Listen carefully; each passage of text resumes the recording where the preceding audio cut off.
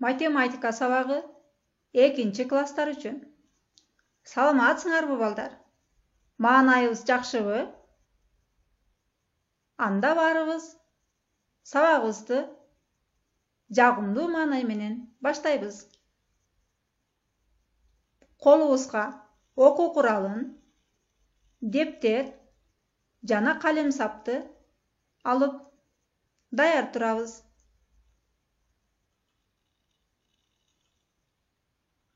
Сабактын темасы 1ден 100га чейинки сандарды эсептөө. Сабагыбыздын максаты 1ден 100га чейинки сандарды кроссворд түрүндө тез жана катасыз эсептөө жөндөмдүүлүктөрүңөрдү калыптандыруу.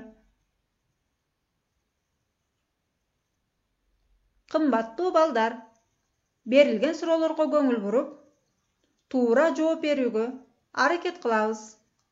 Анда барыңарга ийгилик каалайм. Биздин биринчи тапшырма 30 жана 18 сандарынын айырмасы. Төмөндө бизге бир канча сандар берилген. Берилген тапшырманы эсептеп чыгып, бул жерде берилген сандардын ичинен туура жоопту жазып алабыз. Анда балдар, баарыңарды туура чыгарды деп ойлойм. Туура жооп 12 саны. Өзүңөрдүн чыгарган чогууңар менен мен жазган жоопту салыштырып көргүлө балдар. Кийинки тапшырма 40 жана 27 сандарынын суммасы.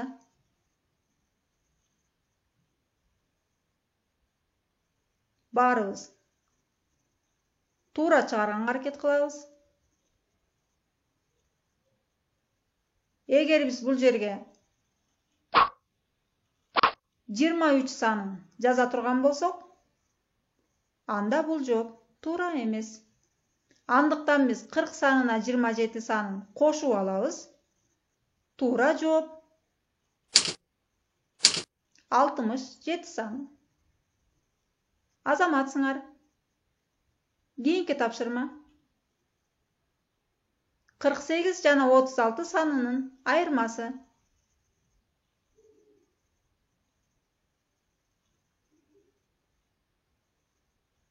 Баарыңар туура жаздыңар деп ойлойм. Анда туура жоопту текшерип көрөлү. 48 санынан 36 санын кемитип алсак, туура жооп 12 саны келип чыгат. Кийинки тапшырма 2 ондук, 3 ондук жана 2 бирдик сандарынын суммасын тап. Бул маселелерди биз сабак учурунда чыгарганбыз балдар. Дагы бир жолу кайталайм. 2 ондук, 3 ондук жана 2 бирдик сандарынын суммасын тап. Туура чыгаруу үчүн 2 ондук 20, 3 ондук 30, суммасы 50. Ага биз 2 бирдикти кошуп алсак, туура жообубуз 52 саны келип чыгат. Силер дагы ушундай туура жоопту чыгардыңар деп ойлойм. Анда биздин 5-чи тапшырмабыз. 3 ондук жана 1 бирдикти 5 бирдикке чоңойт. 3 ондук жана 1 бирдикти 5 бирдикке чоңойт.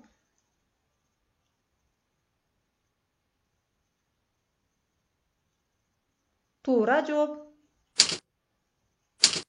36 саны. Себеби 3 ондук 30, 1 бирдик 31, аны 5 бирдикке чоңойтсок, 31ге 5ти кошуп алабыз. Туура жооп 36. Азаматсыңар балдар. Кийинки тапшырма 26'ga qaysı санын кошкондо 50 саны келип чыгат? Biz bul жерге 2 санынын суммасын алып 76 деп эсептеп алган болсок, анда биздин жооп туура эмес. Себеби биз 26 санына 24 санын кошуп алсак, 50 саны келип чыгат. Туура жооп 24. Азаматсыңар балдар. Биздин кийинки тапшырма. Эсепке 33 номеринен кийин кандай номер коюлат? Батыраак чыгарганга аракет кылабыз. Туура жооп 34.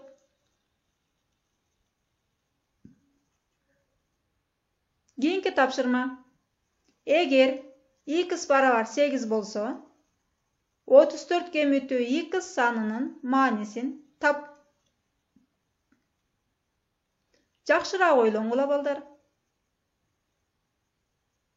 Эгер x саны 8 болсо, 34төн 8ти кемитип алсак, туура жообу канча чыгат?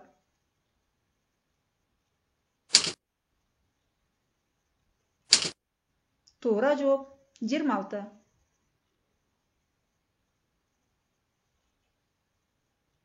Кийинки тапшырма.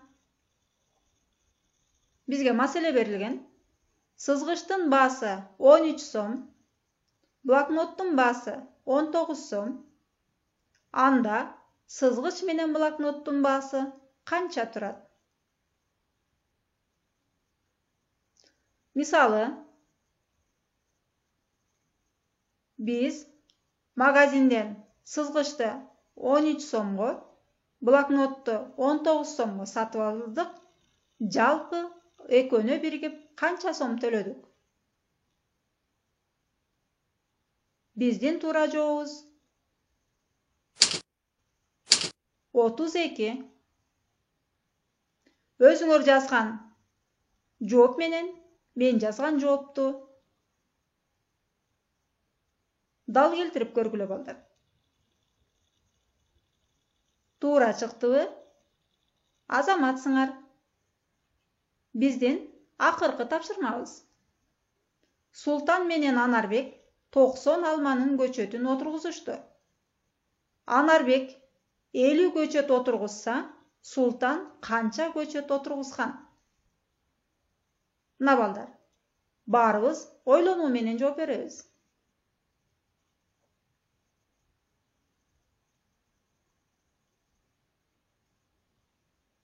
Туура жооп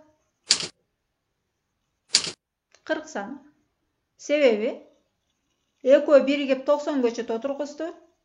Анын 50 көчөтүн Анарбек отургузду. 90дон 50-нү кемитип алсак, Султан 40 көчөт отургузган болот. Азаматсыңар балдар. Биздин бүгүнкү кроссворд сабагыбыз жактыбы? Баарыңар туура иштедиңерби? Азаматсыңар анда. Анда биз үйгө тапшырма алабыз. Биринчи тапшырма 37 жана 62 санынын суммасы. Колубуздагы дептерге тапшырмаларды жазып алабыз. 37 жана 62нин суммасын тап.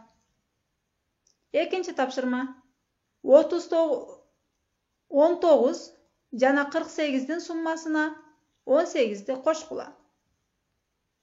Дагы бир жолу окуйм. 19 жана 48дин суммасына 18ди кошкула. Кийинки тапшырма Кыргыз эл жомогу китебинин 36 бети бар. Бурул анын 18 бетин окуду. Китептин дагы канча бети калды? Тапшырмаларды жазып алдыңар. Өз алдыбызча иштеп, бул тапшырмаларды WhatsApp аркылуу менин номериме жөнөтүп коесуңар.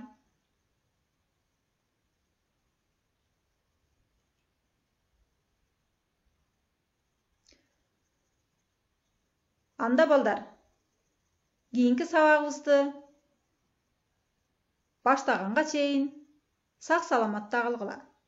Көңүл бурганыңарга рахмат.